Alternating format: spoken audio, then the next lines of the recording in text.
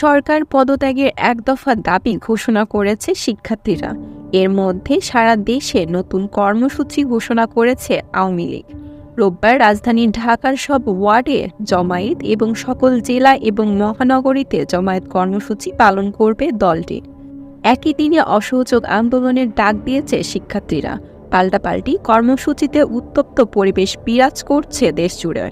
এছাড়াও সোমবার রাজধানীর ইঞ্জিনিয়ার ইনস্টিটিউশন থেকে ধানমন্ডি ৩২ পর্যন্ত শোক মিছিল করবে আওয়ামী লীগ। ধানমন্ডিতে আওয়ামী লীগ সভাপতির রাজনৈতিক কার্যালয়ে শনিবার দুপুরে এক জরুরি সংবাদ সম্মেলনে নতুন এক কর্মসূচি ঘোষণা করেন আওয়ামী লীগ সাধারণ সম্পাদক ওবায়দুল কাদের। প্রধানমন্ত্রী শেখ হাসিনা এবং তার মন্ত্রিসভার পদত্যাগের এক দফা দাবি ঘোষণা করেছে বৈষম্য বিরোধী ছাত্র আন্দোলন। কোটা সংস্কার আন্দোলনের নেতৃত্ব দেওয়া সংগঠনটির সমন্বয়ক মোহাম্মদ নাহিদ ইসলাম ঢাকার কেন্দ্রীয় শহীদ মিনারে এ ঘোষণা দেন। শনিবার বিকেল ৫:৩০টার দিকে শহীদ মিনারে সমবেত ছাত্র জনতার উদ্দেশ্যে বক্তব্য দেন নাহিদ। তিনি বলেন, প্রধানমন্ত্রী শেখ হাসিনা এবং তার মন্ত্রিসভাকে পদত্যাগ করতে হবে। বর্তমান সরকার পদত্যাগের পর একটি জাতীয় সরকার গঠনেরও আহ্বান জানিয়েছেন তারা। এর আগে গতকালই রোববার থেকে অসহযোগ আন্দোলনের ডাক দিয়েছে বৈষম্য বিরোধী ছাত্র নেতারা। অসহযোগ আন্দোলনের বিষয়ের ব্যাখ্যায় বৈষম্য বিরোধী ছাত্র আন্দোলনের আরেক সমন্বয়ক আব্দুল হান্নান বলেন, এ সরকারকে কোনো কর দেওয়া হবে না, বিদ্যুৎ বিল, গ্যাস বিল দেওয়া হবে না। সচিবালয় এবং সরকারি বেসরকারি সব কার্যালয় বন্ধ থাকবে।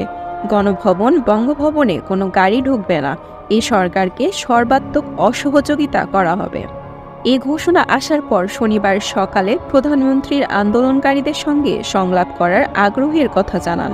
গণভবনে পেশাজীবীদের সমন্বয় পরিষদে কেন্দ্রীয় নেতাদের সঙ্গে বৈঠকে শেখ হাসিনা বলেন, কোটা আন্দোলনকারীদের সঙ্গে আমি বসতে চাই, তাদের কথা শুনতে চাই। আমি সংঘাত চাই না, গণভবনের দরজা খোলা। এর পরপরই সরকারের সঙ্গে সংলাপে বসার কোনো সুযোগ নেই বলে জানিয়েছেন বৈষম্য বিরোধী ছাত্র আন্দোলনের অন্যতম সমন্বয়ক নাহিদ ইসলাম।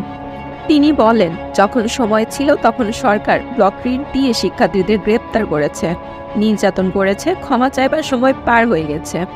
এমন পরিস্থিতিতে আওয়ামী লীগের জমায়েত কর্মসূচি এবং আন্দোলনকারীদের ঘোষিত অসহযোগ আন্দোলনকে ঘিরে বেশ উত্তেজনা সৃষ্টি হয়েছে জনমনে।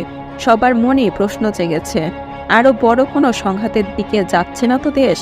দেশ জুড়ে আওয়ামী লীগ কর্মী জমায়েতের সাথে আন্দোলনকারীদের সংঘাত সৃষ্টির আশঙ্কা করছে সাধারণ মানুষ।